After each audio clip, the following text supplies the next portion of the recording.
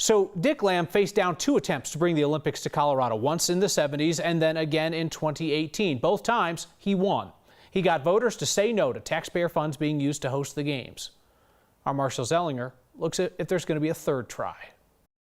I hope that people see that as kind of the capstone to his legacy. Larry Ambrose recruited Dick Lamb to help get voters in Denver to support a 2019 proposition barring city tax dollars from funding an Olympic bid, similar to the 1972 statewide amendment that barred the state from levying taxes or using funds for the purpose of hosting the 1976 Winter Olympic Games. They always say that it's not going to involve taxpayer money.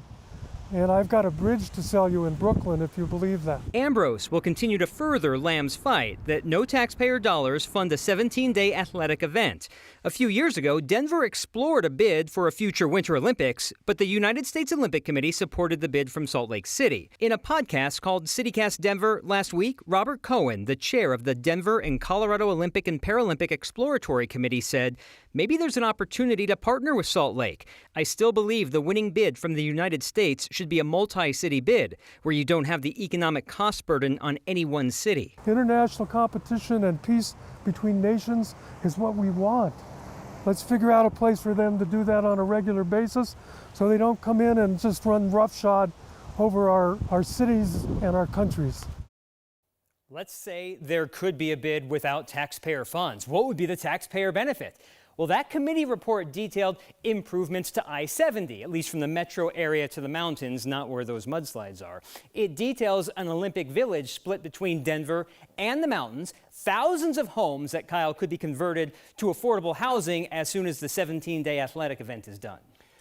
All this strikes me as how prescient Dick Lamb was in the 1970s, that his view of the Olympics is now the view that even the IOC understands, that is the public perception, that the Olympics are a way for places to shovel money into a furnace. He saw it in the 70s. He also talked on that CityCast Denver podcast recently before his death. He said it became corporate, and he said if you made a $10 million mistake in the 70s, I mean, that's something you cannot recover from anytime soon. And look at other cities that have just skeletons of buildings that were built simply for 17 days and then never used again. Olympics has changed its pitch because of that prevailing criticism. Marshall, thank you.